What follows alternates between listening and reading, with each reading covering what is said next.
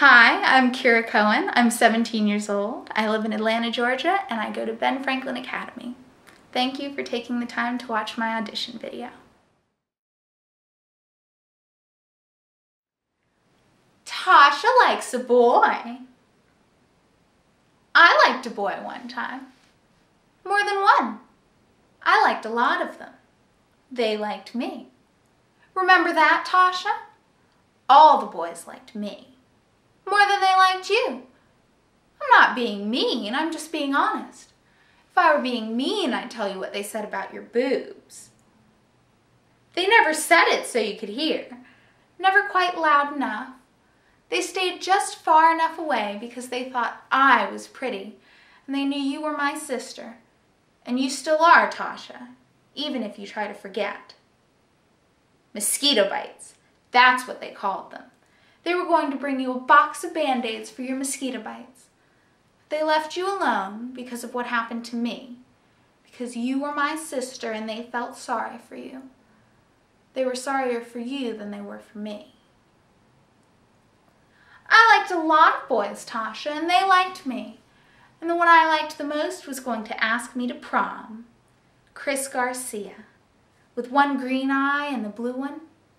You know how people's eyes change color when it's cloudy or they're wearing a bright colored shirt?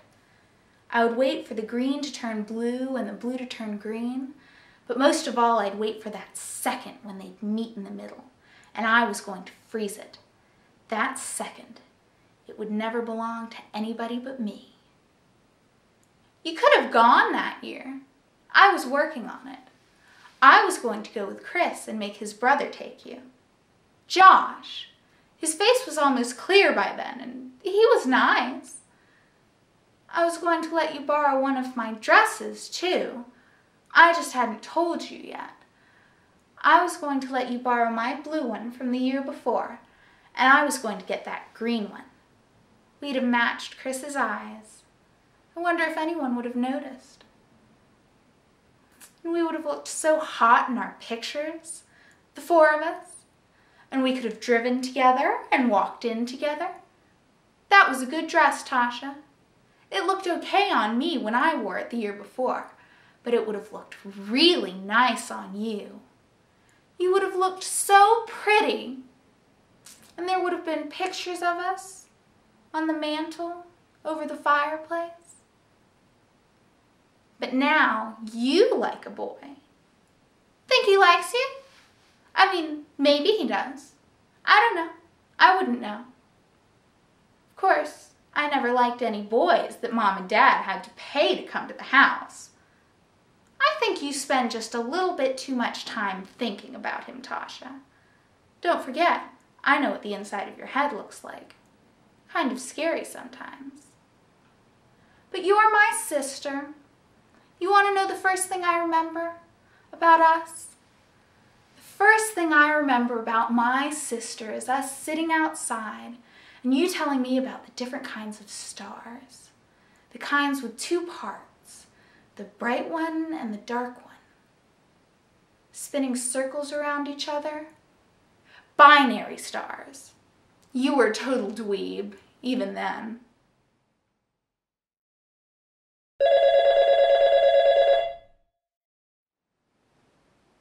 Would you get that, please? No help. Never any help. Hello? Yes, it is. Who is this? Well, I hope there hasn't been any trouble at school. Oh, she's always been like that. She hardly says a word around here either. I always say some people were born to speak and others born to listen. You know, I've been meaning to call you to thank you for that lovely rabbit you gave Matilda. She and I just adore it, and it's gotten so big. Well, it certainly was thoughtful. Mr. Goodman, I don't mean to change the subject, but aren't you that delightful young man Tilly said hello to a couple of months back at the A&P? You were by the lobster tank and I was near the frozen foods? That delightful and handsome young man? Why, I most certainly would use the expression handsome. Yes, and... Well, I I encourage her at every opportunity at home. Did she say I didn't? Both my daughters have their own desks, and I put 75-watt bulbs right near them.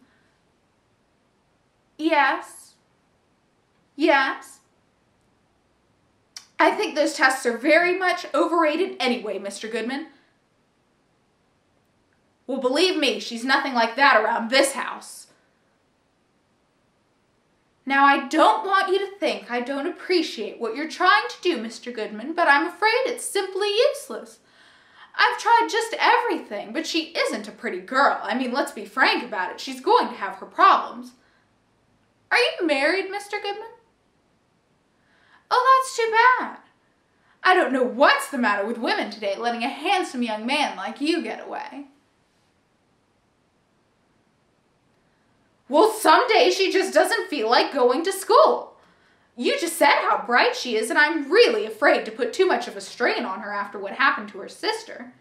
Too much strain is the worst possible thing in this modern world, Mr. Goodman, and I can't afford to have another convulsive on my hands now, can I?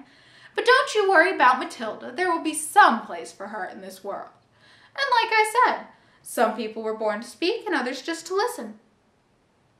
And do call again, Mr. Goodman. It's been such a pleasure speaking with you. Goodbye. Matilda, it wasn't very nice of you to tell them I was forcibly detaining you from school. Why, the way Mr. Goodman spoke, he must think I'm running a concentration camp. Do you know how embarrassing it is to be accused of running a concentration camp for your own children? Well, it isn't embarrassing at all. That school of yours is 40 years behind the times anyway. And believe me, you learn more around here than that ugly Mr. Goodman can teach you.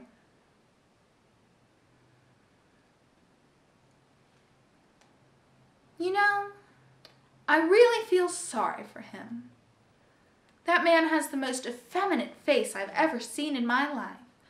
When I saw you talking to him by the lobster tank, I said to myself, good Lord, for a science teacher, my poor girl has got herself a Hebrew hermaphrodite.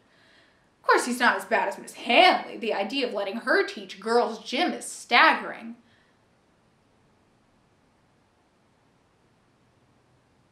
And you have to put me in the embarrassing position of giving them a reason to call me.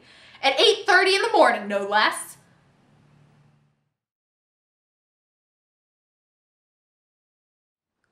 I am what became of your child. I found an old baby picture of me, and it was somebody else, not me. It was somebody pink and fat who never heard of sick or lonely. Somebody who cried and got fed and reached up and got held and kicked but didn't hurt anybody and slept whenever she wanted to just by closing her eyes.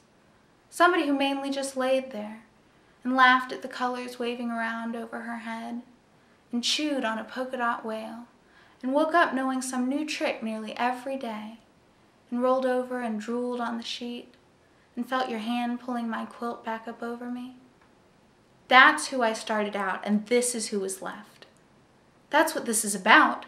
It's somebody I lost, all right. It's my own self, who I never was, or who I tried to be but never got there.